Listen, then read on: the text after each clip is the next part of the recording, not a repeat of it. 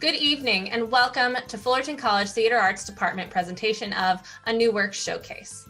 My name is Candice Clasby and I am proud to serve as the Artistic Director of the Resident Theater Company's New Work Showcase this year, alongside Playwrights Coordinator William Mittler and Stage Manager Diana Morris.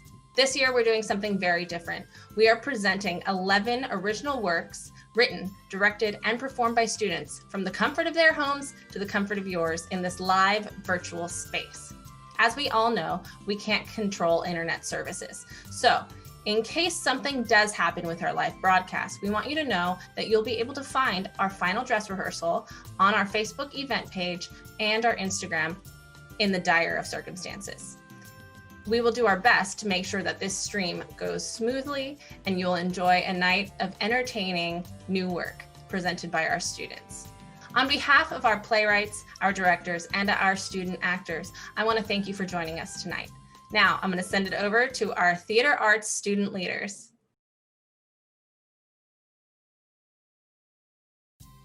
Thank you, Candice. Like she said, my name is Bailey Shea, and I'm the president of student leadership. And I'm Raylani Bender, and I'm the vice president of student leadership. And we are here tonight because we have the pleasure of being able to interview some of the directors and the playwrights for this 177-277 Directors Practicum. So sit back, relax, and enjoy the show from our home to yours.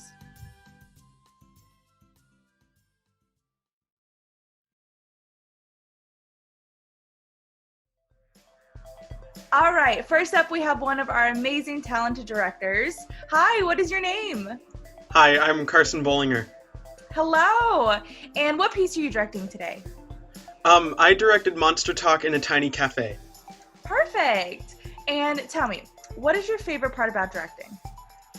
I really like having an idea and then seeing all my actors bring the idea to life. It's super rewarding. Yeah, no, that's always like my favorite part too, just like seeing it all come together and know how much work got put into it. Mm-hmm. Tell me, what is your favorite part about this piece in particular? Well, I always have loved monsters, so seeing all these people talk about their monster partners is super fun. Yes, and well, I can't wait to see it. I really look forward to it, and thank you so much. Thank you.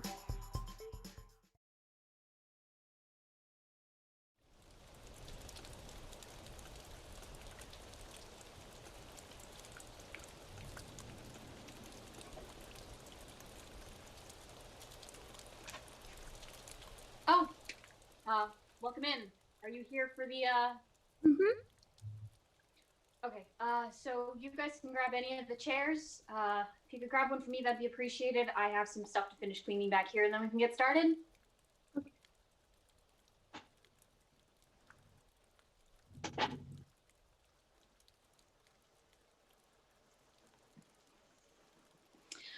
Well, welcome in. Welcome, everyone. Hello.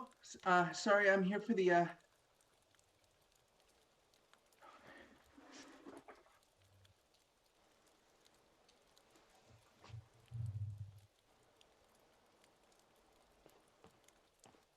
So, monsters, huh?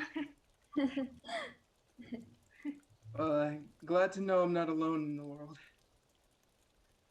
So, why don't we go around and introduce ourselves?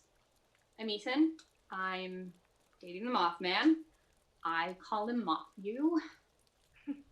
Kenneth, a werewolf. Her name is Sophie. Hi, I'm Calypso, and I'm married to Eilani, the Selkie. Hi, I'm Sage, and my girlfriend, Valerie, is a vampire. So, it was accidental for all of y'all too, right? I mean, it's okay if it wasn't. You do you. I mean, I just want to know that I'm not alone. Well, yeah, of course I wasn't planning on picking up my wife's coat on purpose. I was just trying to be nice.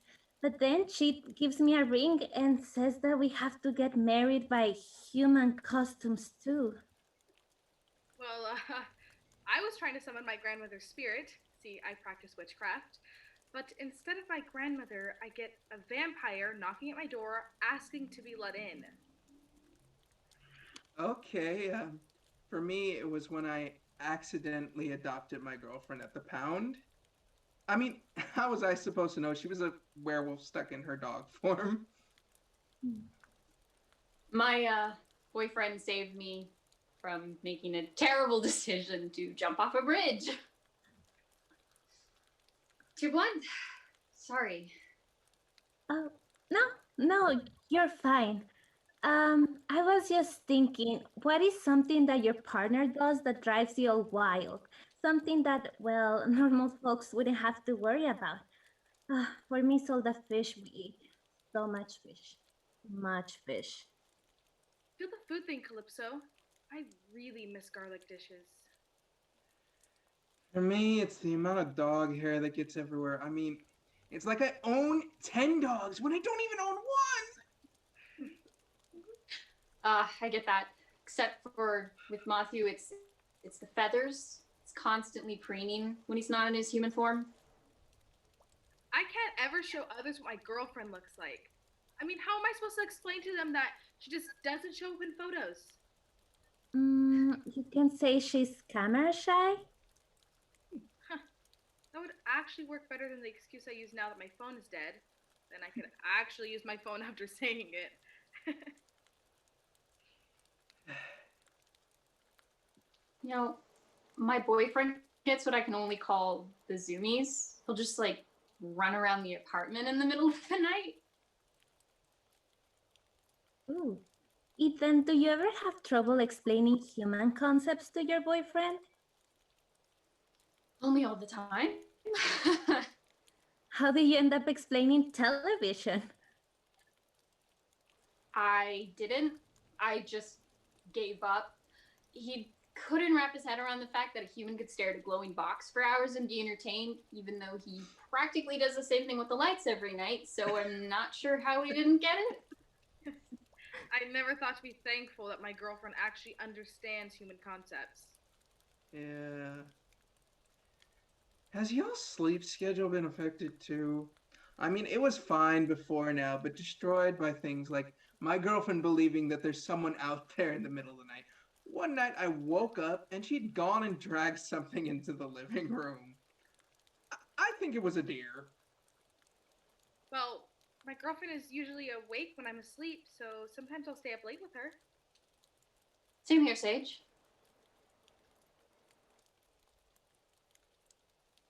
Wow, I never been so thankful for a partner that has the same sleep schedule as me. But I feel like all we've been talking about are our partner's negative traits. When, in all honesty, it feels like we really do care about them. Before my wife, I never appreciated ocean life as much. I'm not one to get sentimental, but I really do enjoy her cuddles. So soft. My others think that you'd be fearful around a vampire, but actually it's the opposite for me.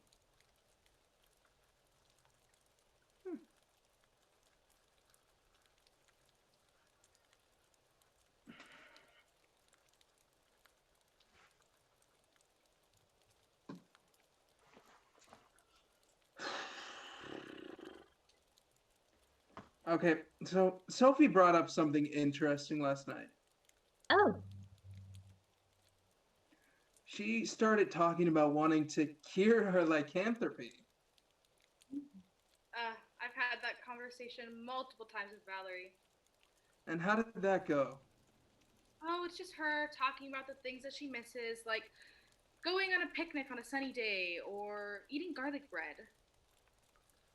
Well, for her, I think she mainly misses wearing silver jewelry. Bugs are a little too much to wear it now. sorry to go off topic, but I have a question for you, Sage. I hope it isn't too rude. Fire away. How does your girlfriend, eat? Oh. She's a vegan. How does that work? Is there such a thing as vegan blood? Oh, no, no. She was actually bitten by a fruit bat. Oh.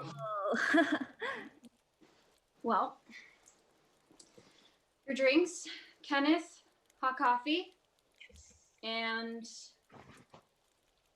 for Calypso, hot chocolate, Thank you. and Sage, vanilla latte. Okay. Ethan, I have a question. I know it's been 3 months and you brought it up, but I still wonder, how on earth did you meet the Mothman? And when you did, weren't you afraid? I mean, of course I was afraid meeting the Mothman. Who wouldn't be afraid meeting some cryptic creature? I mean, everyone thinks that he's some cryptid you need to be afraid of, when in fact he's the total opposite. People point to him for being the reason the Silver Bridge fell, but when in truth he was trying to warn them of the future collapse. I think you get to see into the future just a bit. I don't know if you guys remember that accident with the tanker and the school bus. Mothman was actually spotted multiple times the month before. My kid sister Melanie was in that crash. We lost our parents a few years before. Dad to cancer, mom to her own hand a few years later. When Melanie died, she's my everything. So, after she passed, I decided there was nothing left here for me. So I went to the ruins of the bridge, and I stepped off. And as soon as I did it, I realized I made a huge mistake. And while I'm not a religious man, I prayed to whatever god or gods to save me. Because as much as there were to die for, there's so much more to live for. So many things I wouldn't get to experience if I weren't alive. And then, Mothman scooped me up. Thought it was an angel at first, and then he stepped me down on the bridge, and then he landed, and he opened his mouth, and I was terrified. But all he said was, "It'd be a shame if you were to die before your greatest achievements."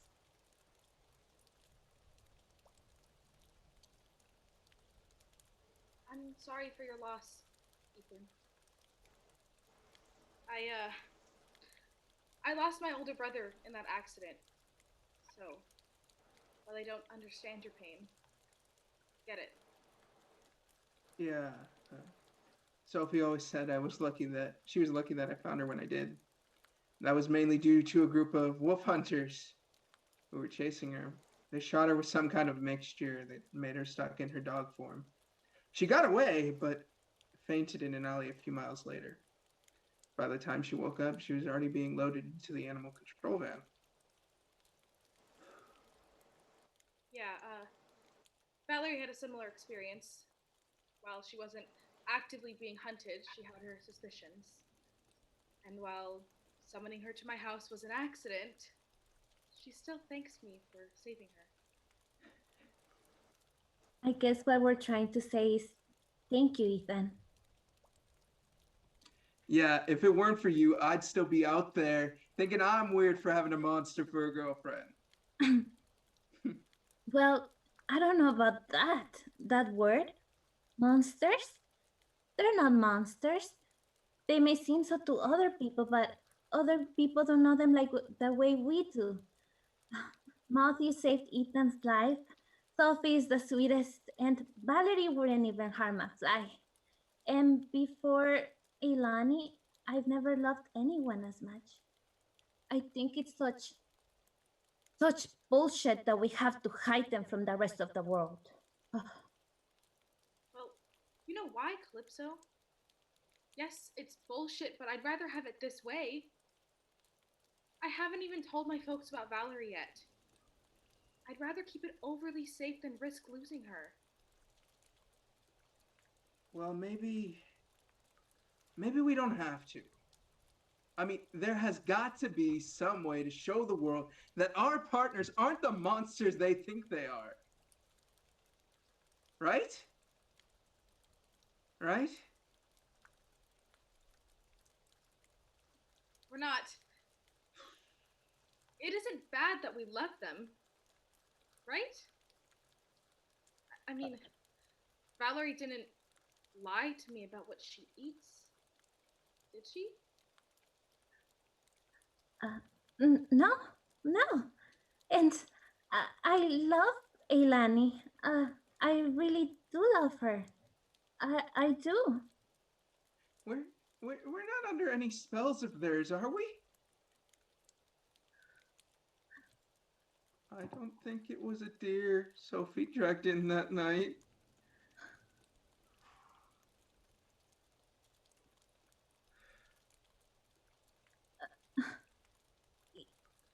Ethan? I don't know. I don't know.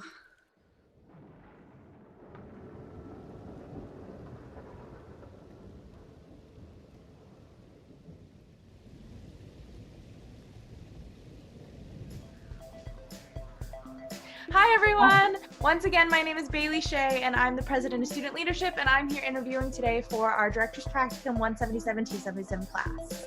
So, what is your name? Hey, my name is Abby Chavez. I'm directing Annabelle today. Fun. And do me a favor and tell me what your favorite part about directing is. Ooh, it's so hard. This is like my first real gig as like a director. I have zero experience coming into it. So far, the entire process has been fun. Right down from like script to screen. I think the best part though is just working with like, your little community of actors. It's just like really fun. You guys are all like practicing ideas off of each other, and then you get to see it like actually blossom and like bloom before your eyes. It's like incredible. I don't know. It's indescribable. Yeah, that was always my favorite part about directing as well, like seeing it all the way go through and the final product, knowing how much work got put into it. Yeah, it's like, wow, we did this, guys. All right, and tell me, what is your favorite part about this piece? Ooh, okay. So I'm not huge on scary movies usually. So when I was directing the new Annabelle, I kind of took that in mind, about the good sides of like horror movies, and I think we needed to add like a little bit of comedy in there. Yeah. I don't know. My favorite is just how you don't really expect it to go like the way you think it goes. So. Great. Well, I look forward to seeing it. So thank you so much. Yeah, thank you.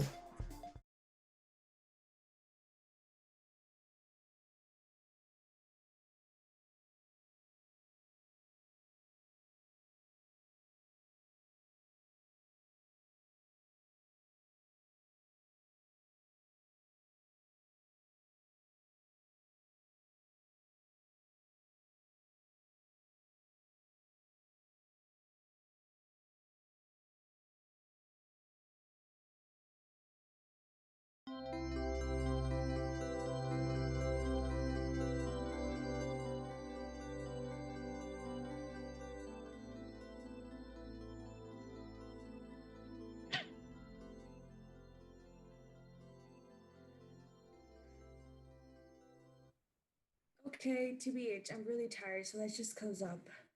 Are you sure? It's literally a mess in here.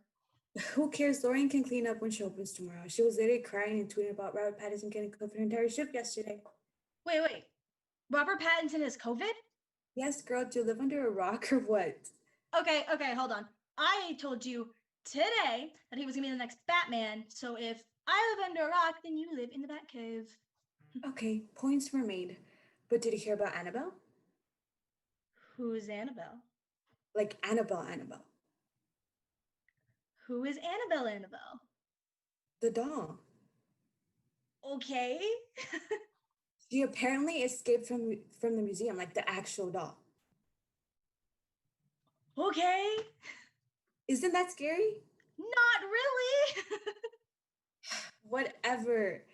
Oh, also, sorry I parked out front today because I had lunch with someone before I came in. Who'd you have lunch with? With none of your business. Come on, I tell you everything. Okay, that is your choice. But if you miss Snow, I'll tell him to come into work tomorrow. Yes. All right. See you tomorrow. Don't let Annabelle get you.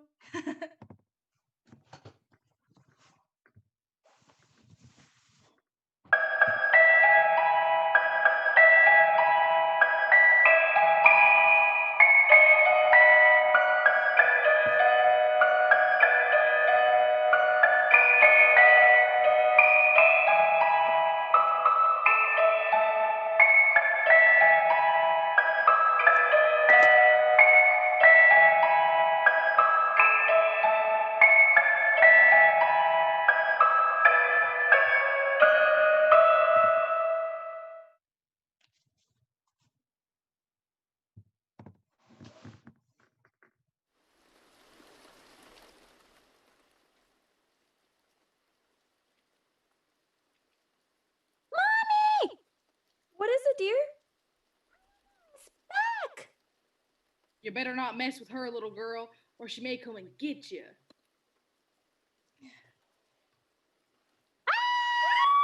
Ah! Wait, no, come back, wait. What? There she is. There's the girl. I thought Annabelle escaped, but she's right there. She's a teenage girl with huge pores. Ooh. Really? No offense. Did you sneak in here?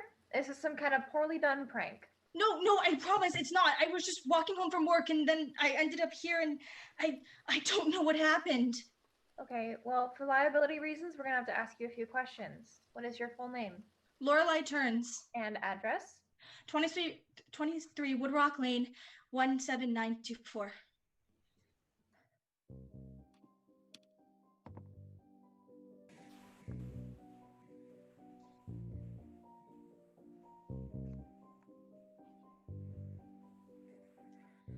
And nobody even bothered to text me. Wonderful. Cam, oh my gosh, you will not believe what I've just endured in the last 12 hours. Well, judging from everything about you right now, I'm going to guess someone dressed you up as Annabelle doll, dragged into a museum in efforts of replacing her. I'm just kidding. What actually happened? Oh my God, what? I don't know either. All I know is that I look like a walking Wendy's advertisement. Yeah, can I get a Baconator with a side of... Oh, also, Lauren called out of work today, so you think if you come in? So you're telling me we left that whole place a mess for us to clean up? Don't say it. Karma. At least I didn't get dragged into a museum because of my ginger hair. Okay, too soon. That was mean. Okay, see you tonight. See you tonight. Hey, yo, Wendy, can I get some curly fries? I'm supposed to be Annabelle. Oh shit, like the doll? Yeah. Ah, Annabelle escaped from the museum.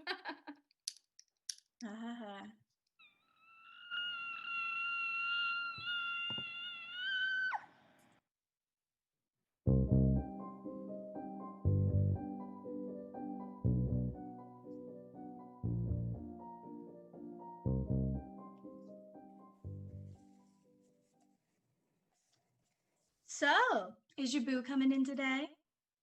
That's him outside. Oh. Oh, damn! Act normal. Act normal.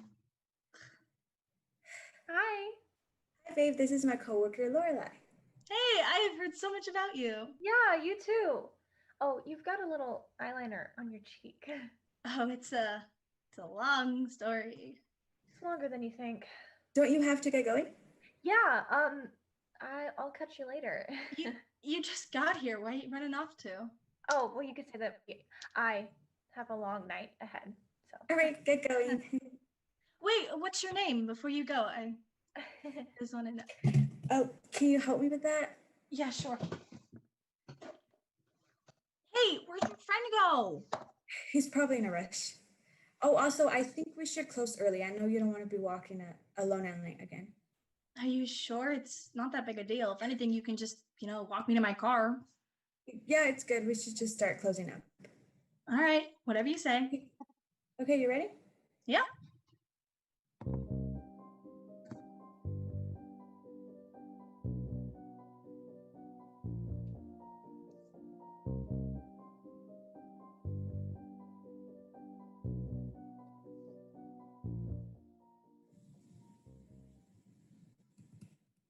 Laura, you made her look like Pennywise. Is that not what she's supposed to look like? Give me the brush. Did you even apply primer? No, what's that? We have to figure out a way to get out of this. We have been reliving the same day, and I won out. Annabelle was alive, and we have to replace her, or else we're never getting out of this loop. But why don't we try replacing Annabelle with a doll? We tried that already. Lorelai. It didn't work and it won't magically work now. Annabelle was alive and we have to replace her with the same, so it has to be Lorelai. But I don't understand why it has to be Lorelai specifically. She has red hair and we don't know anyone else with red hair. Wow. I didn't think of that. Good point.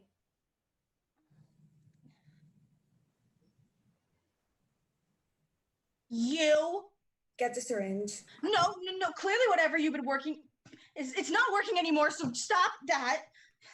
She probably built up a tolerance after we used it on her so much.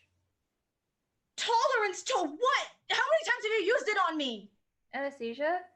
Okay, well, let's see. It's the 87th repeat of October 30th, 2020. And we just figured out that we could use you on the 86th. So if we subtract 86 from 87, we get...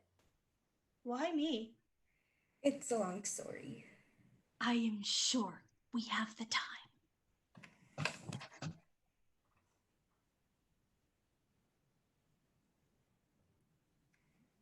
How come I never realized we were stuck in this loop? I tried telling you. Okay. You know what? Let's just go find whoever tried to take the doll and we just stop him. There, problem solved. Easy. Well, What? the thing is Don't even finish that sentence, Cam. all I remember was I thought it was gonna be funny to take the doll and then try destroying her. I tried to stop the loops. The day always starts just a second too late. There's no changing the past, only damage control. So what do we do now? You said Annabelle had a soul, right? A real one? Yes, I said that. Okay. Just because you destroyed it doesn't mean that her soul got destroyed, just that it's loose and it doesn't have anywhere to be right now. So what we need to do is we need to find something for it to take over so we can have a host, like a body to occupy. You're right. How could you? Cam, you're killing her. No, I'm not killing her. You see, bring me the doll stuffing and the stitching kit. I'm sorry, Lorelai, you said it yourself. Annabelle has to have a host. Now, Annabelle's part of her. Do you really think this is gonna work? We have to wait and see.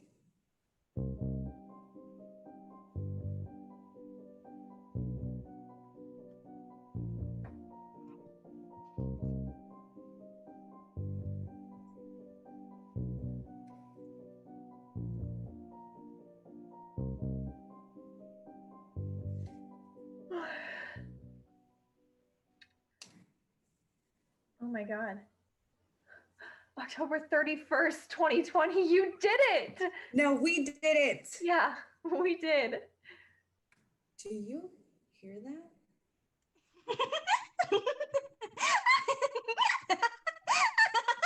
You two made a very big mistake.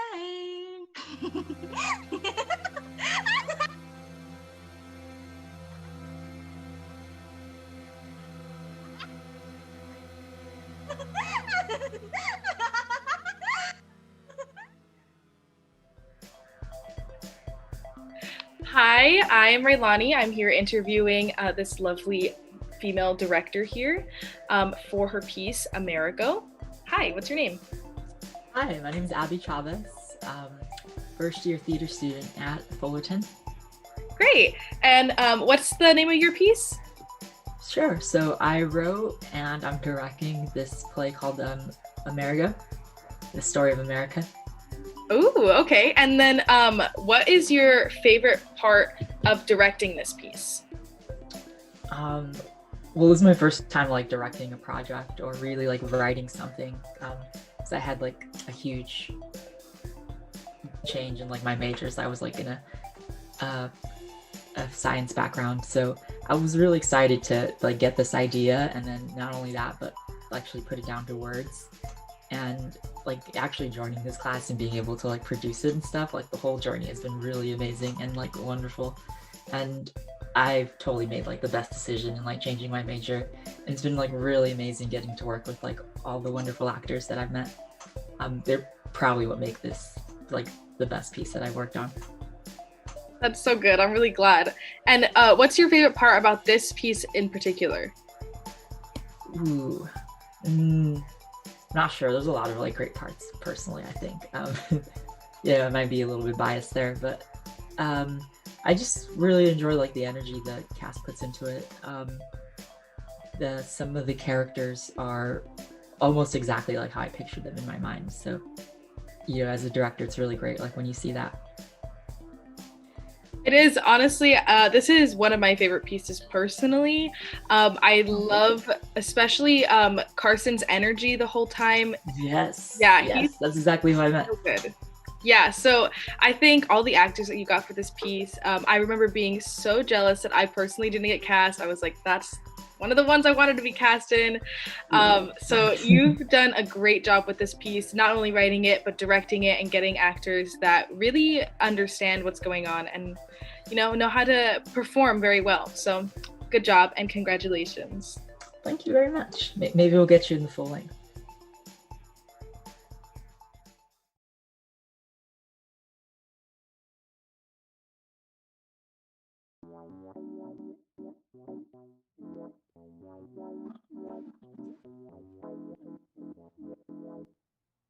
Friends, come gather! You must all hear this tale most daring and bold. Amerigo Vespucci, explorer renowned, discovered a new land with enough riches to astound. It all started the other day when a letter arrived at my workplace. Ooh, goody! A letter has arrived from Amerigo. Pray tell it bringeth news from the new world. Lorenzo, my dearest and oldest friend. I thank our Lord above for having the good fortune to meet you in school all those years ago.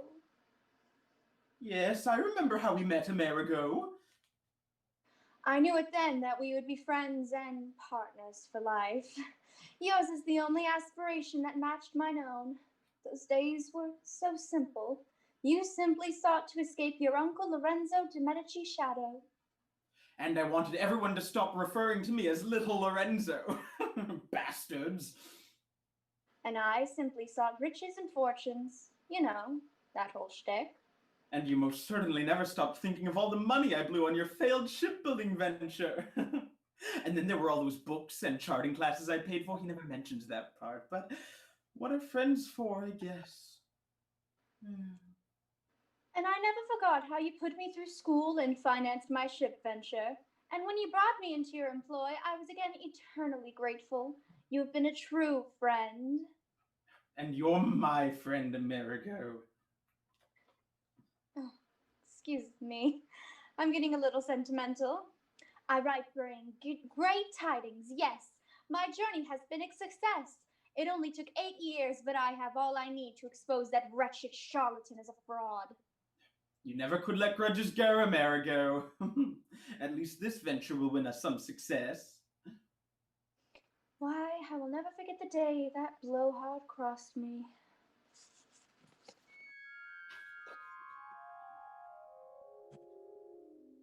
Amerigo, friend, how goes the business? I trust you haven't blown all our money away yet. Impossible, friend, for it is your uncle who finances us. Yes, but it is I he gives the money to. Yes, and I have put it to great use, for I have scored us the contract of a century. A war contract? Is Italy at war with itself again? Yes, but that's not the news. Okay. We will be outfitting Mr. Discoverer of the East Indies himself. Oh my gosh, you don't mean... Yes, the Columbus. No way. You better not be pulling my leg, Amerigo. You know how much I've wanted to meet him ever since his trip to the Indies. He's like the modern Marco Polo! I know. I would not kid about such a thing. The man is my personal hero. One can only hope to reach fame of such heights. Still the same man as always, Amerigo. Oh my gosh! Oh my gosh! Oh my gosh! Oh my gosh! Oh my gosh! There he is! I can't believe it's really him! John Lorenzo, be cool. Christopher, my friend, welcome. Ah, yes. Hello, Mr. America? Amerigo, sir. Whatever. How are the preparations for my next journey? I must venture back to the Indies. Everything is going fine. It's going right on schedule, and you should be able to leave right on time. Excellent. And of course, I will be inspecting the work. Yes. Excuse me though, sir. Just forgive me before you leave. I'm huge admirer of your work. I fancy myself a bit of an explorer myself. I've taken a few cartography classes here and there, and I've studied your work tirelessly.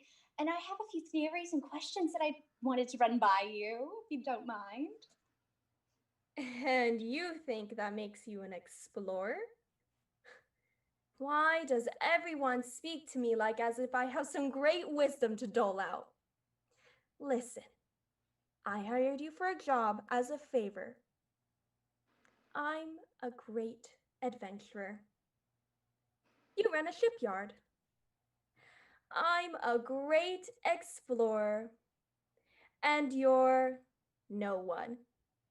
You will never be able to do what it is I do. You think anyone could just willy-nilly discover a new land, subject its culture, and conquer their women? No, it takes finesse and a certain je ne sais quoi. Something bottom feeders like you will never attain. Now, good day, sir. Wow! What a grade A jerk! I can't believe everybody praises that guy. Amerigo, are you alright, my friend? Pay no mind to him, Amerigo. Why, you're the greatest man I know, and I know for a fact that you've more gumption on the tip of your finger than that bozo. Amerigo, are you alright? I found my calling, Lorenzo. Amerigo? I will dedicate my life to ruining that man's discovery. Columbus will be a long forgotten relic of the past. Everyone will have the name Vespucci upon their lips. Always the dreamer, Amerigo. So, what's the plan? Well, it's simple, Lorenzo. I have this theory. You've read the description of the land that he discovered, haven't you? Of course, it was big news. Well, haven't you ever wondered why the descriptions and the people are all different than anything we've ever come into contact with? I mean, the geography, totally new, and the people are a different color. Hell, I'm not even sure that you can reach India with the route that he took. And everyone just ate it all up. Why, I'll show them. I'll show them all. Lorenzo, you've been by my side through everything, and I'm asking for you once again to be there. Amerigo, you are more than a friend to me. You are family. Of course I will help you. Yes, now get to the news, Amerigo, get to the news. And I've finally done it. I revisited the same lands as Columbus, following his path. Gotta say, not a popular guy. The locals despise him, and I don't blame them. He's so not a good Christian. It's too bad. The locals are my kind of people, and so attractive too. Some real lookers over there. Anywho, I started questioning the people about their most previous hated visitor.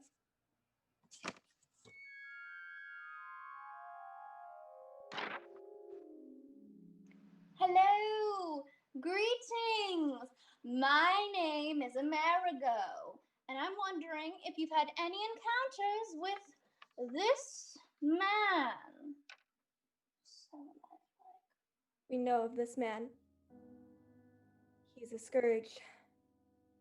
When he first arrived, It was almost marvelous.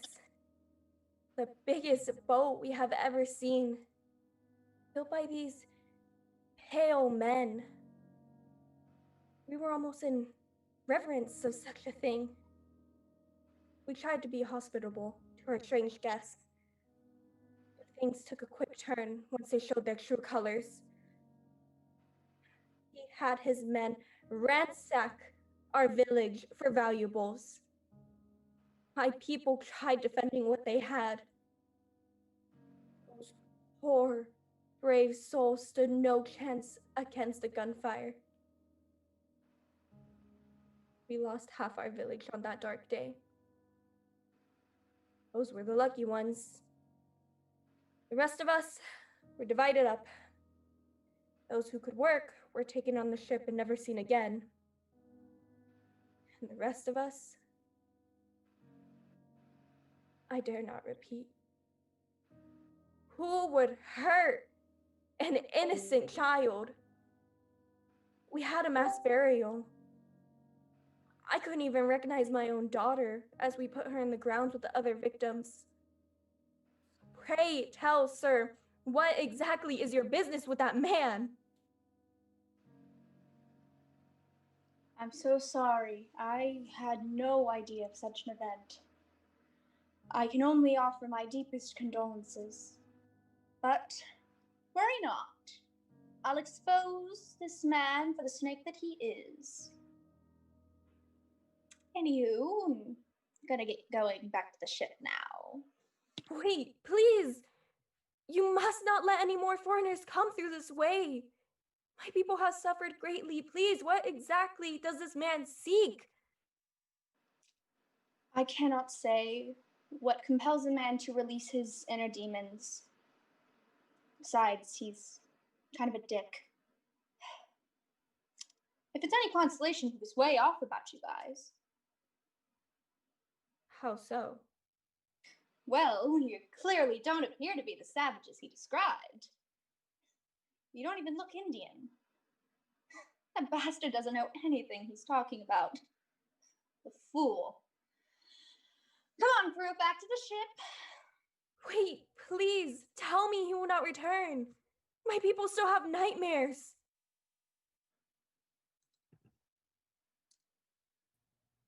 Goodbye, and good luck with all the colonizers and whatnot. I'll tell you a story, and I will drag that fool Columbus into the mud. Sir, where are we headed? Just follow the shoreline, Mr. It's me, sir, Mario. Oh, Mr. Mario. Well, just go south and follow the shoreline. I have a hunch. What exactly are you getting at, sir? There's nothing else out here. You mean according to that fool Columbus's map? He may have gotten lucky once, but I will have this day. Look into the sky, Mario. You see the stars? They're different here than they are at home. Ah, yes, of course. Stars. Right. And stars mean what, Mario? Constellations. Right there, you should be able to see Orion, but you don't. Fascinating. I have discovered a whole new celestial body. Huzzah! It's truly, truly astounding. I can now say with certainty that this is not indeed the Indies, but in fact a completely unexplored land. A whole new world, one might say. Columbus is going to hear all about this when I get home. And according to my mapping of the stars, I'd say the world is around 40,000 kilometers. Far bigger than anyone has ever come to realize. They're going to name this continent after me, Mario. They're going to name it, and it's going to be called the Spoochy Land. The Spoochy Land, sir? It's a work in progress. Branding is more Lorenzo's game. Aye, sir. Where to now? Now, Mario, my most excellent friend, now we go home. Onwards. Aye, sir. Do all men put some elbow grease into it.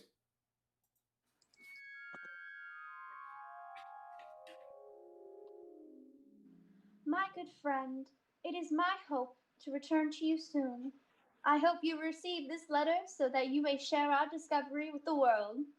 The world will soon memorize our names for all eternity.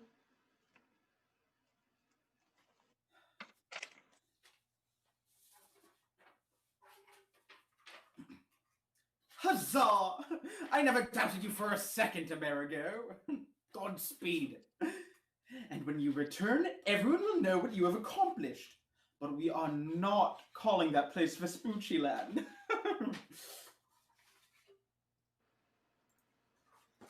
And there you have it, the greatest story ever told. Surely you see now where that fool Columbus's true interest lies. And where he failed you, Amerigo Vespucci succeeded. Stop that. Really, stop that. Keep that. Wait, that's little Lorenzo, isn't it? Didn't he say that there's free land where Columbus went? Yeah, I heard that. A whole new land to exploit, and they don't fight back? No, they do. They're all savages. They don't stand a chance. We can take as much as we want. God bless Columbus for this gift. Woo, Columbus, this guy is just a hater. No, friends, please. Columbus lied. Amerigo actually discovered a whole new continent.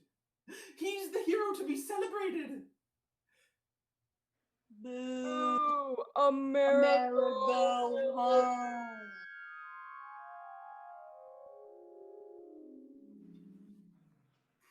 A new world, they say. Astounding. I must return to my workshop.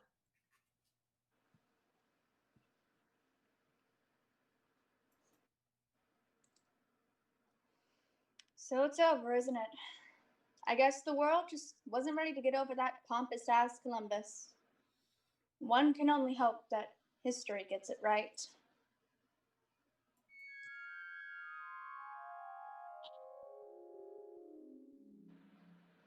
Amazing. 'Tis a land more grand than our own. I shall call it South Amerigo. Nah, something more feminine. I got it.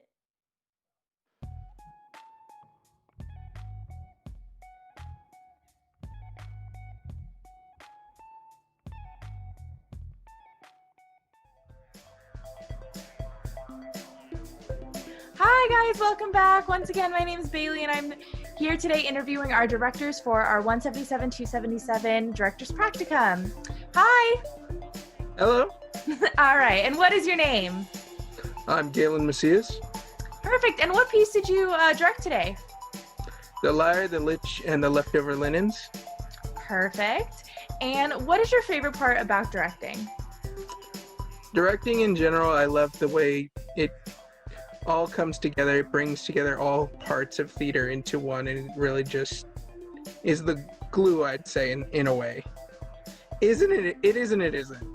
No, I love that analogy. I love that, you're describing it as the glue that keeps, everything together. And tell me, what is your favorite part about this piece? The Liar, the Lich, I love all of the references that go into it. If a person who hasn't played a ton of games reads it, you really wouldn't understand. But in the first half, there's so many references to either Skyrim or The Witcher or just a bunch of fantasy stuff all together, and it's really fun to be able to read and know that.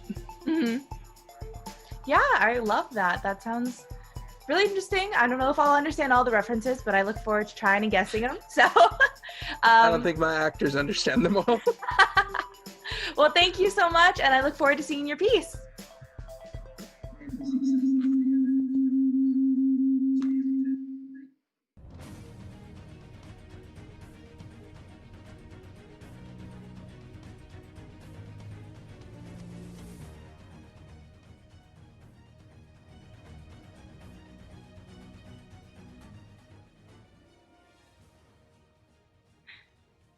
I hate to say it, but all that's left is some cheap wine. Unless someone wants to make a run mid-game and miss some? I'm like 2 points away from leveling up. Let's just finish up. It's getting late. I already told you guys, we can't just walk into the Bay of Michael. Besides, the night is just starting. Do not get me down now, Kim. Guys, it's clearly a distraction. Lucas hates wine. It's all we had left. We drank the rest. Wait, I'm lost. I don't get the joke. There's no joke. How do you think we made all the money to travel in the first place? I bet he hoped by the time we got back I would have forgotten. Nope. Shut up, Marcus. That's rude. Don't talk to me like that in my house. Wait. Oh, come on. I don't get it. Fuck you both. This is why I hate playing with you guys.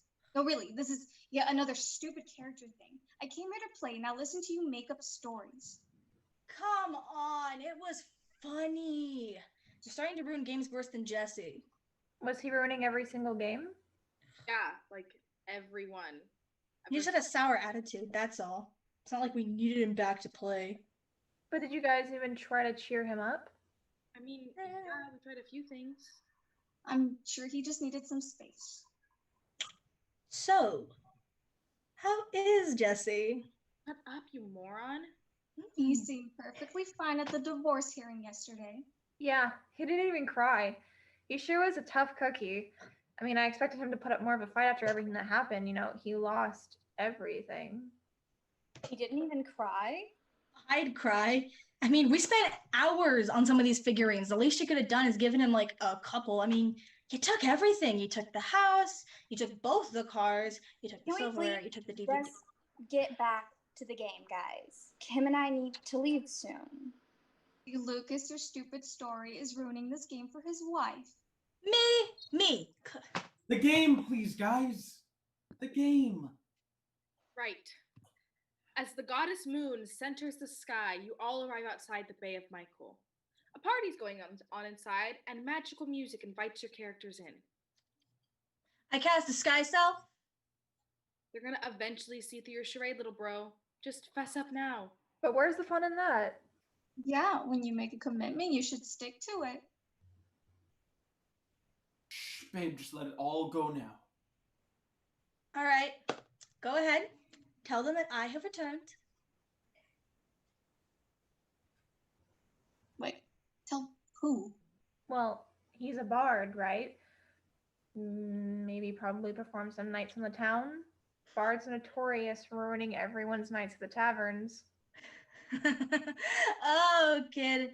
If only were that simple. that still doesn't explain why we can't just walk back in. Fuck, I don't know. Maybe he slept with someone's wife after a show? Well, close, but it's not just someone's wife. It was the blacksmith's. You guys just stop with the whole boy toy thing, please. For what, Esther? Or what? All Why right. not? Calm down, honey bear. It's okay.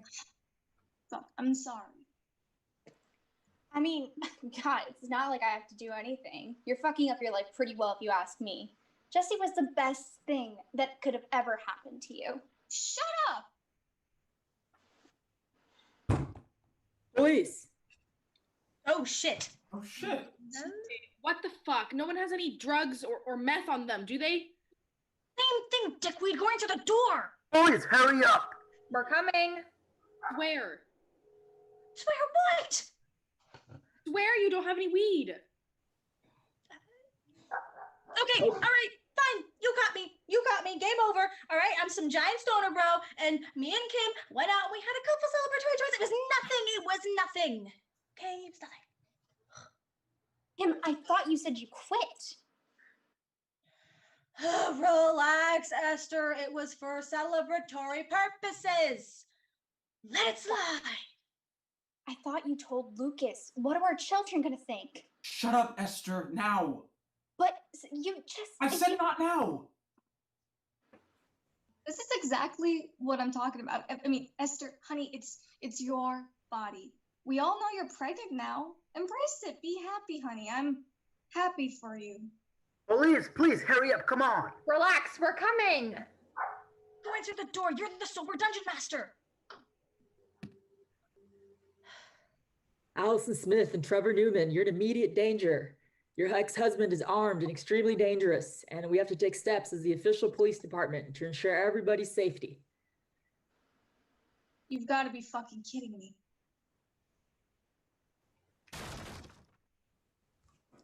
Everybody freeze! Put your hands against the wall. Jesus Christ, I don't want to die.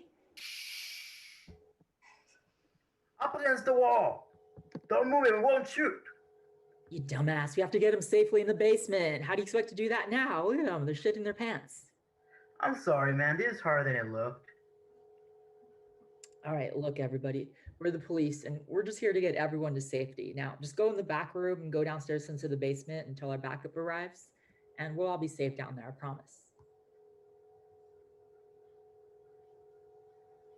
Don't you see how this is all your fault? My fault? My fault? Are you kidding me? Yeah, well, it kind of is. It's my fault my ex-husband Jesse is psychotic, crazy over me living my life and being a bad bitch. He's not my master. He's not even my husband anymore. Yes, it is. Okay? You shouldn't be a bitch. Women aren't bitches. Oh, God, officer, what's going on? What has he done? Well, honey, to tell you the truth, there's already been one murder tonight, and we're pretty positive your ex-husband was involved. Oh my God. We think it was an accident. Oh, yeah. So until someone tells us otherwise, we're just supposed to split you guys up and just take statements about him. Keep you guys here and safe. No. I don't want any part in this. I want to go home. Can I go last? I had to pee. No, we need to do this all together, okay? If I don't like this. God, Esther, you listen to your stoner husband like he's Jesus, but you won't listen to the people actually trying to protect us? Fine, I'll go first. All right, actually, since there's only two of us, we were told to split you guys up into groups. All right, so ladies can go in the back with my partner Wayne over here. And you know what? The men can just stay here with me in this dope-ass man cave until our backup arrives. You know, it'll be safe to leave and stuff. No, I'm not going anywhere without Kimmy. Okay, that's fine. That works fine, officer. Everyone just relax. No, it's not fine. Kim, come with me now. Just relax, Esther. It's the police. I'm sure they've got this whole thing under control, and we'll all be able to go home soon. I'm sure. Are you kidding, Marcus? He fucking killed somebody. He's coming after me. Oh, God, James, I'm scared. Please don't go. You can hold it for me. Please? For me? Look, everyone relax, all right? Couples upstairs. James, go pee. Do whatever it is you have to do. Meet us in the living room right after. You two men are with me.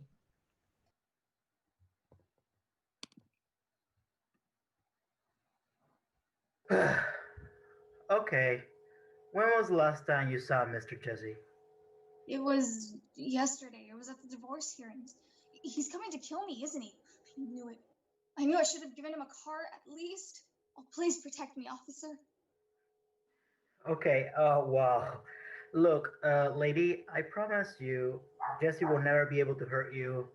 I'm not supposed to tell you this, but we already got him. Oh, thank you. Really, thank you, baby Jesus. Jesus has nothing to do with your fuck-ups. You know what? I hope he does shoot you and your dumb baby. Why would you say?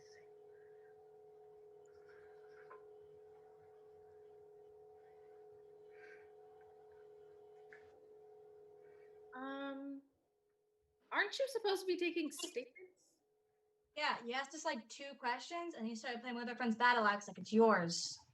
I mean, it was just seriously a waste, you know, all this stuff down here and all. It doesn't mean you should touch it. It doesn't belong to you. All right, fine. Tell me how to do my job, why don't you? All right, you know what? All of you sit down on the table. Face me.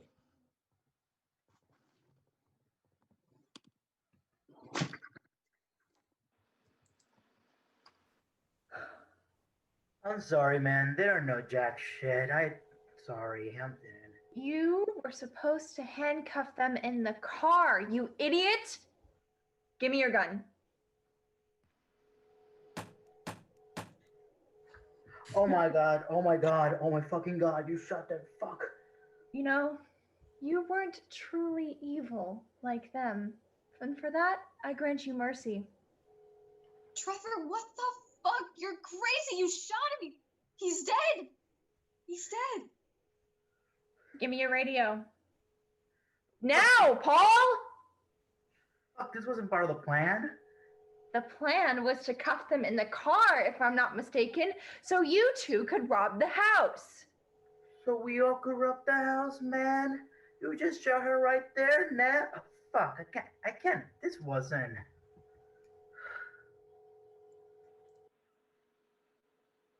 It's alright, it's probably just the gunshots themselves that scared you guys. You know, my partner has a gun too. There's gunshots. There's not a house at least 2 miles from here. Some redneck kids probably just started shooting off and all. You know, it happens all the time. Not that I expect you rich folks to get that much here in your nice houses and all. Dude, let us go check!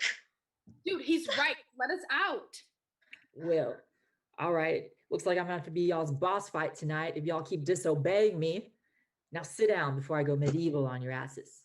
We have a problem, Fred. You gotta kill them now. Ah, what the fuck?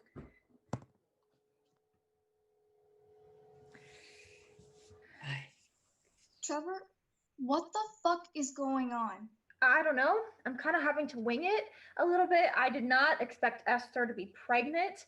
You know, I have no problem killing cheaters and liars and charlatans, but that baby's innocent. It has to live, or else I'm the bad guy here. Yes, please, please, spare me, baby. Please. You shut the fuck up.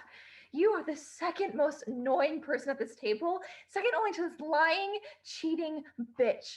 That's right, I knew about Jessie. I knew about all of it. You are such a bitch who thought she was smarter than me. But guess what? I am a Lich King. I am the master of all dark arts. Trevor, honey, that is just a game.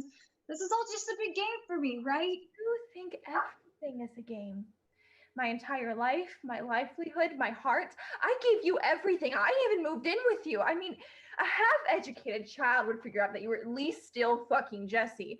I mean, you're so dumb. You kept putting his boxers in my drawers. But how could you get me new boxers if they already had shit stains in them? Just behind my back, just like we did to him. How does that even happen? This isn't your house, it's mine, and fuck. Anyway, those were Lucas's. Are you fucking kidding me? I'm sorry. How do you think that makes me feel, Allison? Paul, go in the kitchen, turn the gas stove on high. We gotta change plans. It's gonna take a minute, but everybody here is gonna burn for their sins. Wait, what the fuck? We're going to play this place out. What about the guys? What about Fred? Just give me your gun. I know how to get out of this. I had to barricade them in the basement, but that won't hold them forever. Besides, they saw your face, and they've already killed Fred. Oh my fuck. Fred's dead, fuck. I don't want to go back to jail. It's done. It will take a few minutes for the house to fill before we should light it. I'm gonna start to puke. Fred, we have to go. The girls found out and shot Paul. Are you still alive? What do you mean? You killed the girl. I'm fine, Fred. Shit, it was supposed to be a robbery, Trevor. For fuck's sake. What do you mean, Paul? It was your gun who killed them. So you shot her. You killed them. You two druggies killed them all. Trevor, what the fuck do you mean? This was never going to be just a robbery. I'm only kind of sorry that you got caught in the crossfire. You were nice to me.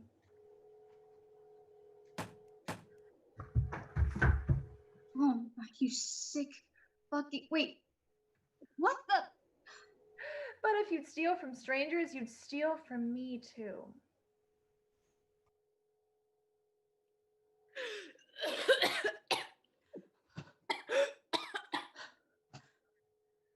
What am I doing? What's stuff coming out? I'm just a DM, bro. I'm not a doctor. But I'd say I'm probably not gonna make the finale. No, Don't say that. Don't say that. You're gonna make it. You. Tell them I had a badass death and kill that fucker. You did have a badass death. More badass than any game we've ever played.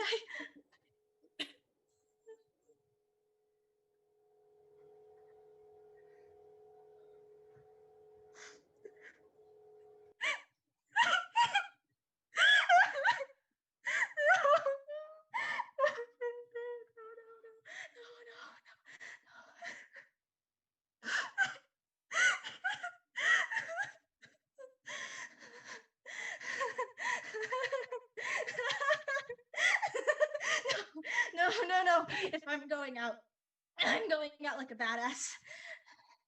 Even if I have to blow up this whole goddamn pretend mansion with me!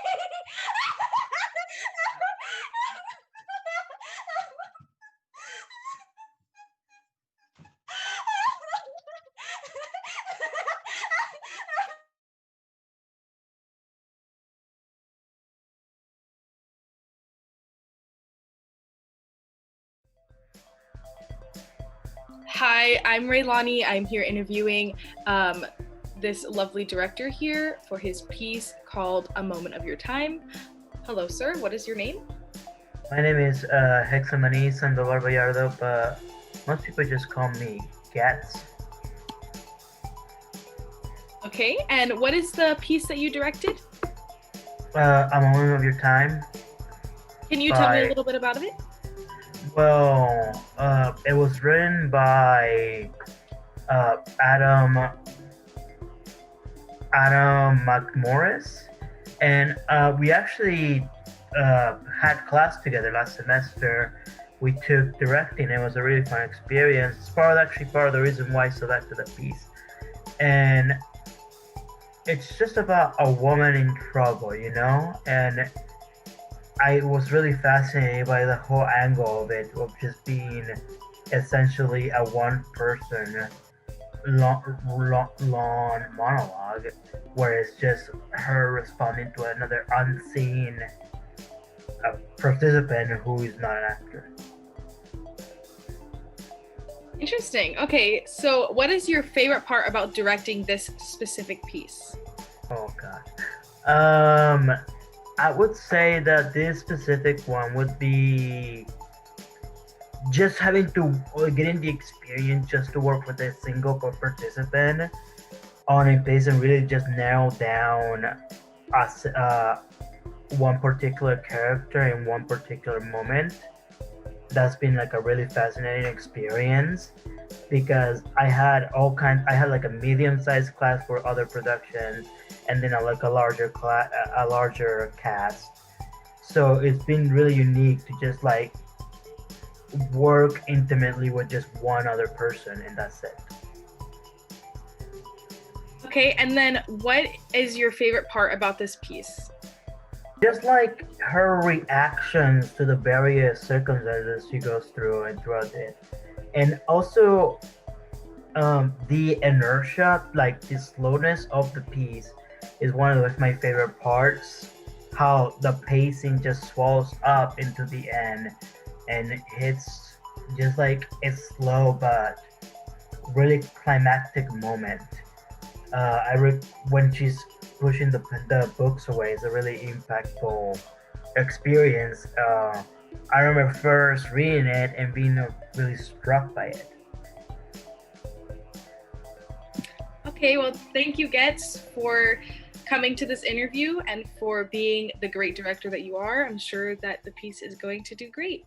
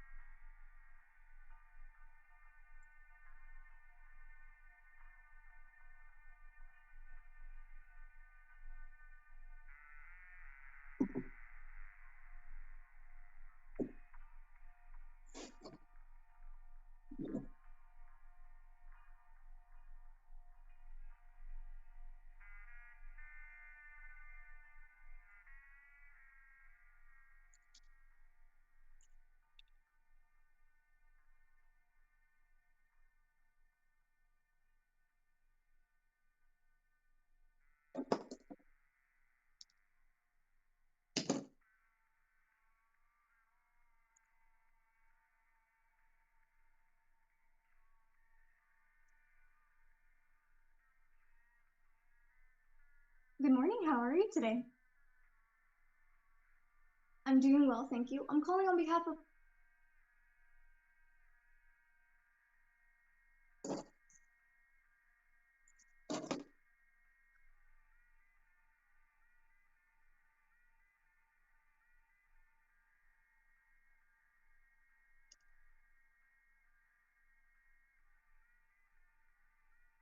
Good morning. How are you today? Well, I'm sorry to hear that. I'm happy to let you know, though, that I have an opportunity for you that might just turn that around. You see... No, sir, you have me mistaken.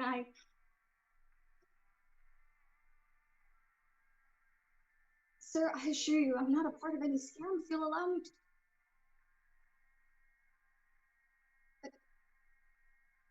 Oh, okay, sir, Yes, I apologize. No. Of course, no. Yes. Sir? Okay. Okay, I apologize again, sir. Have a lovely day now. Bye-bye.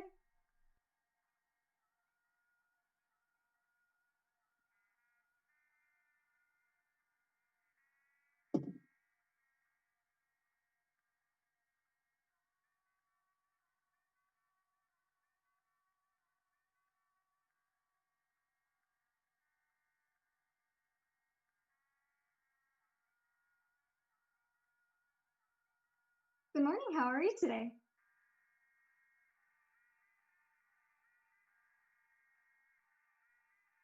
Oh, well, that's very interesting. I'm calling...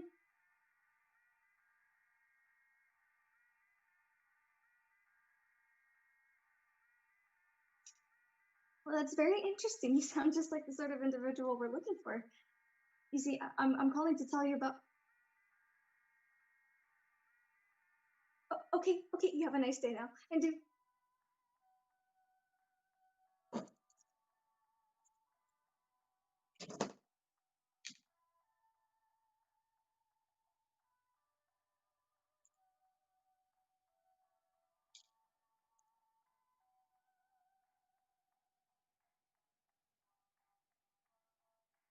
Good morning. How are you today?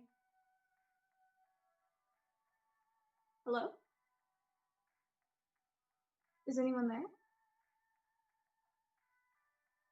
Sir, I'm reaching out to talk about...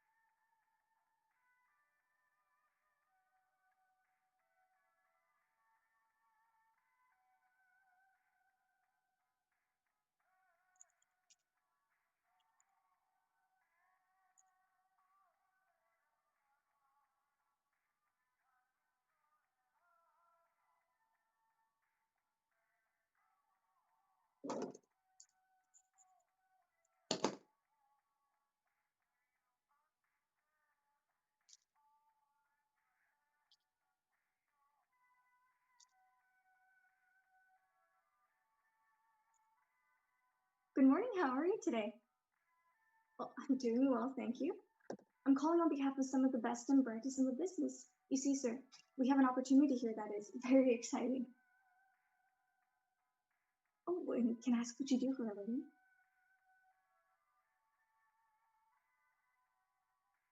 Oh, that's very interesting. And how do you like it? Yes, I enjoy my job very much. It's wonderful to be able to provide the service to individuals like yourselves. Yes, sir, I believe that you are the sort of candidate we're looking for here. Oh, while I check, do you mind if this call is recorded for all the insurance purposes?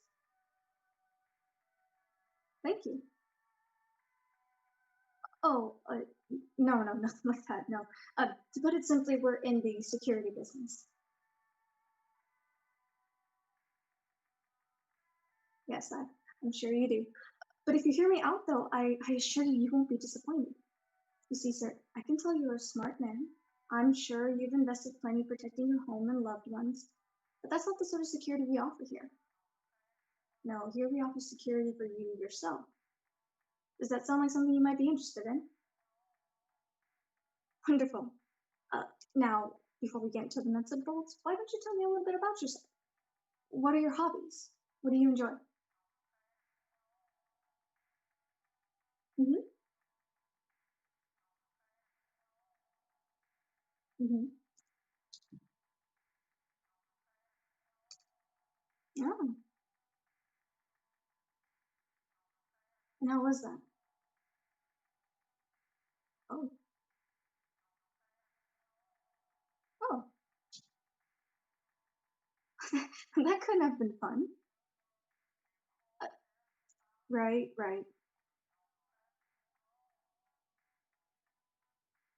Really? But how? Oh, of course. I could never. Wow. Sir, I'm not exaggerating when I say that you are exactly the sort of candidate we're looking for here. Yes, exactly, sir.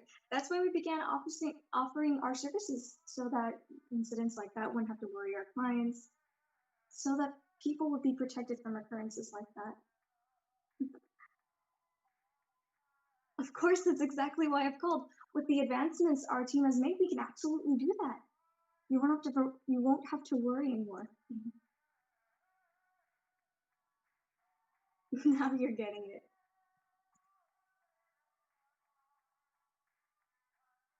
Oh, no, nothing like that, no. Yeah? Oh, well, this is nothing like that. No, all you have to do is agree that you would like to register for our services, and that'll be the end of it. No, sir, that won't be necessary. A verbal agreement is legally binding here, and should it become necessary for any reason, we can procure the recording of this conversation to ensure carte blanche. So as soon as you get the word, all will be set. You won't have to worry anymore. There's nothing to fear. Don't worry about that, sir. Again, there's nothing to fear. Trust me. Yes. Of course. Now you're getting it. Wonderful. Now, I hate to hound, but I'm going to need that verbal confirmation for our database. Perfect. Thank you again, sir. I can't stress enough how excited I am that you've decided to let us help you out with our services today. You're precisely the sort of candidate we're looking for, and our brand of security is perfect for someone like yourself. Oh, is the address on McKinley still accurate? Wonderful. Well, thank you again, sir, for trusting us with our security services today. Your fears will be relieved soon. Guaranteed. Yes, sir. Well, I hope so too. I wish you the very best. You too, sir. You too, sir. Bye-bye now.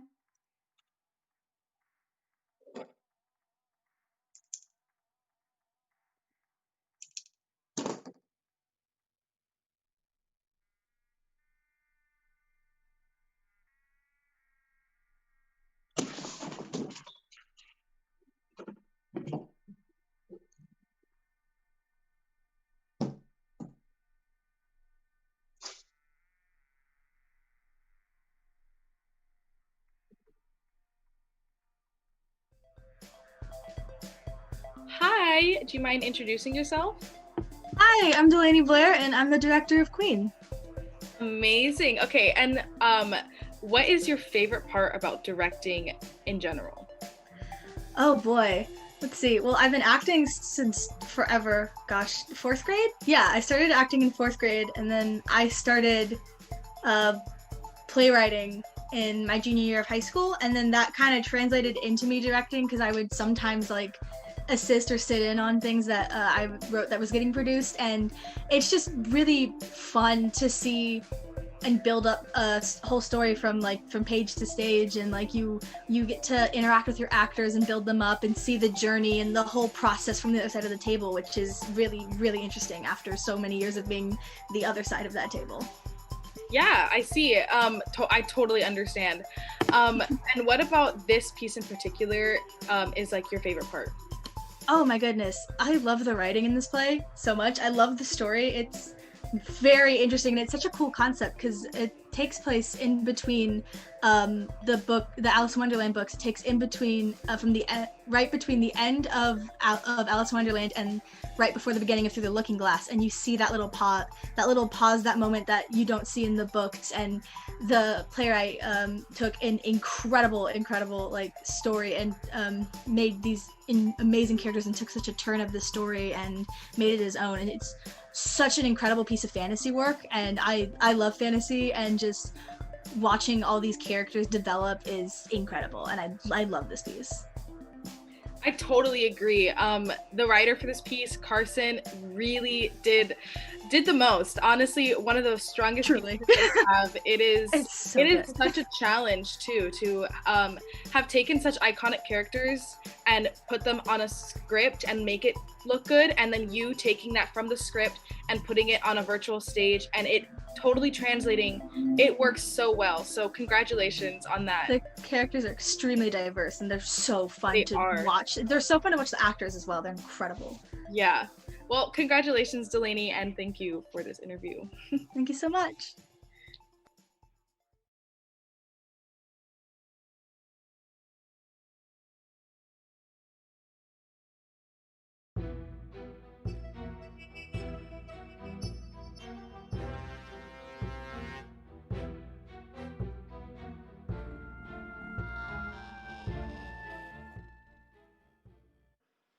The Queen of Hearts, she made some tarts, all on a summer's day.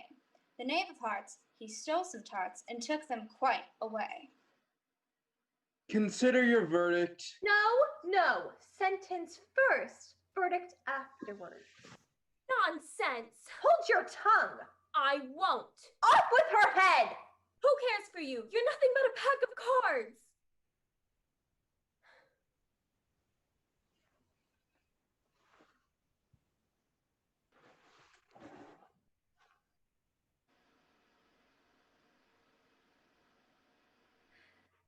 Wonderland is all mine now, darling. And there is nothing you can do about it. Don't be so dramatic, darling. It's nothing personal, but... Oh, wait. It's very much personal. You tried to get in my way, so I cut you down. Know your place, fool. Your Majesty. What? The Knave of Clubs has requested an audience. Well, then give him one. Funny. Very funny. He wishes to see you. Very well. Send him in, Anton, and leave us.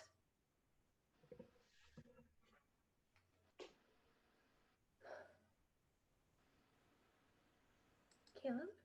Is that really you? Hello, Mother. So this is what you've been doing all this time? Parading around in another kingdom suit. Well, I couldn't have very well been the Knave of Hearts, seeing as you abandoned me, so settled for clubs instead. Caleb? I don't want to hear it. Too bad, you're going to. You're my son. How can you say that? After 18 years, did you really think that we would act as no time had passed and hold hands through the Tulgey woods as if no time had gone? Caleb, I'm sorry. I never wanted to give you up, but your father forced me to. He cursed us. You know this. He was a tyrant. There are those in Wonderland who would argue the tyrannical one is you. Well, who would argue that? The caterpillar? Oh, because he gives such great advice. You're going to listen to him, of all creatures. Seriously, Caleb, a bug. Well, he's better than the Hatter, or the Cheshire, or the Tweedles, or the Hare. It's not exactly the most sane kingdom you're running here, Mother. You are running it, aren't you? As of 5 minutes ago, yes. But Caleb, you have to believe me. I'm not a tyrant. I'm not a bad person. I was under your father's control. He masqueraded behind me like a weak-old coward. But he was a puppet master, and I was his dummy. We all had to play his games. He made the rules. He dealt the cards, and you weren't in the cards for me. You birthed me! Like hell I wasn't in the cards for you. Caleb, don't you see? Your father kept me here, practically prisoner, in my own palace. But I tried to leave him so I could find you, but I couldn't. I tried to change the way things panned out, but I couldn't. I tried to overthrow him countless times, but I couldn't. Not until now. I never had the opportunity. But with the girl... Alice. So you've heard of her. Everyone in Wonderland's heard of her, Mother. Right, well, get this. I simply had the dormouse sneak your father's soul into her skirt pocket just before she left Wonderland, and now there he is, soulless. Look, I did that for you, Caleb. I did it all for you, and now the curse keeping us apart is broken, and we're free. Wonderland is free because of me. But not free from you. Caleb, don't talk like that. Did you really think I came here for you, Mother? I thought I made that quite clear. I came to find out what happened to her. Alice. I liked her. I loved her. Well, I had to send her away, Caleb. She couldn't stay here, that's for certain. I suppose she's probably locked up in an asylum for the crazy in her world, but she doesn't matter now. We're together, right? No.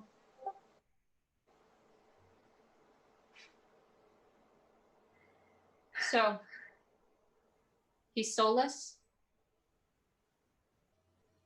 Yes. Wish we could have killed him. Well, we can't, I'm afraid.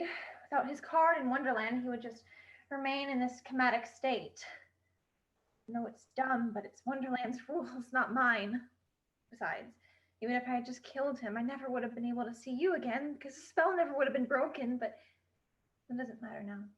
Because, What do you mean his card? I thought you said the dormouse took his soul. Well, everyone in Wonderland is attached to a card. Didn't you know that? No, I didn't. Well, that's why Alice had to leave. She wasn't a part of the king's deck. So there's a deck, and there's 51 cards left.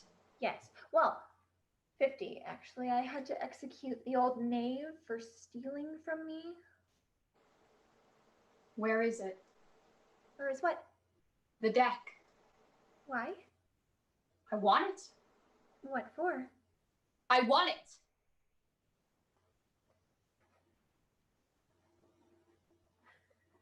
Now find mine. Find it.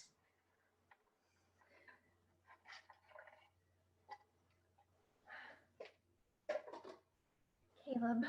What is it?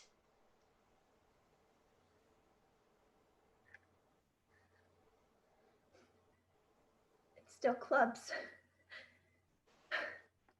But if my soul is attached to the card and the curse has been broken, shouldn't it have changed? I don't know. I don't know, Caleb. But it doesn't matter. The cards don't matter. You can be whatever you want. Anything. Just Please love me. I love you, Caleb. Please love me.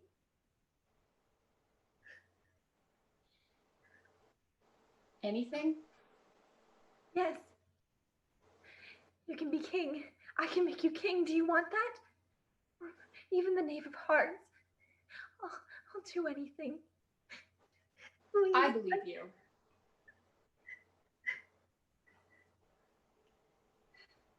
I can't Almost. again. Caleb! These cards, they're powerful, aren't they? Yes, extremely. So please put them down, sweetie. You don't know what you're doing. I wonder, how would they work? Oops.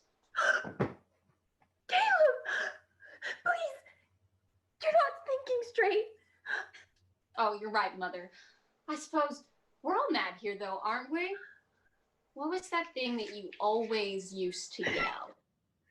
All right. Off with your head.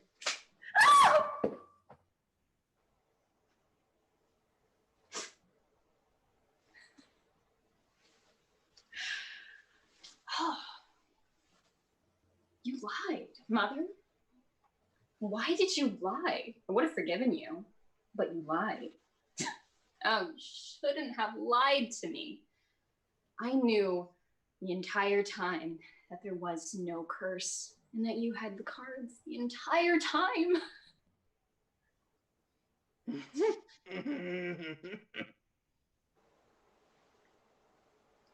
Forgot you were still here. What? Don't like how your son turned out? Shut up, old man.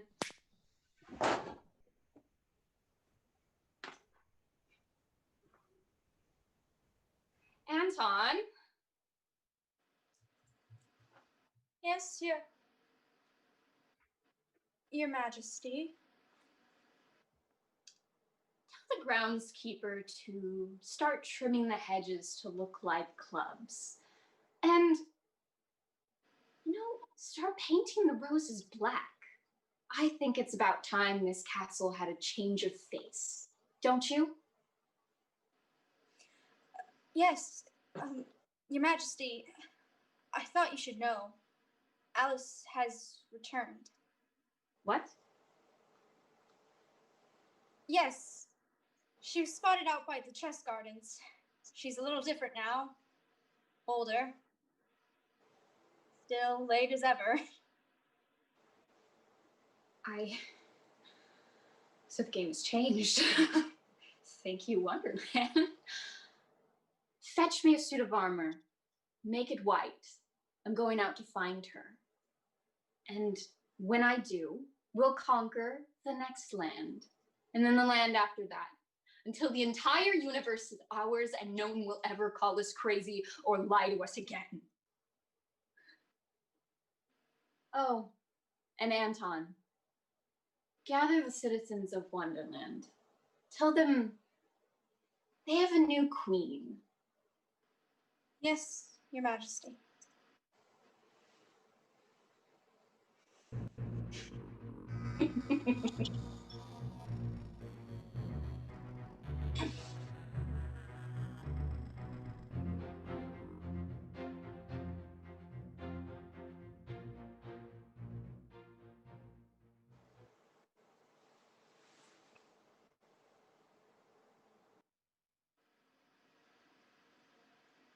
Thank you all so much for coming. We really hope you enjoyed all of our amazing productions. Big thanks to our artistic director, Candice Clasby, our playwrights coordinator, William Mittler, and our stage manager, Diana Morris. And also to my co-host here, Bailey Shea. And to my co-host, Ms. Raylani Bender. Go ahead and tune in tomorrow night where we have all new shows and all new interviews by your two favorite student leadership members. And we look forward to seeing you then. Bye.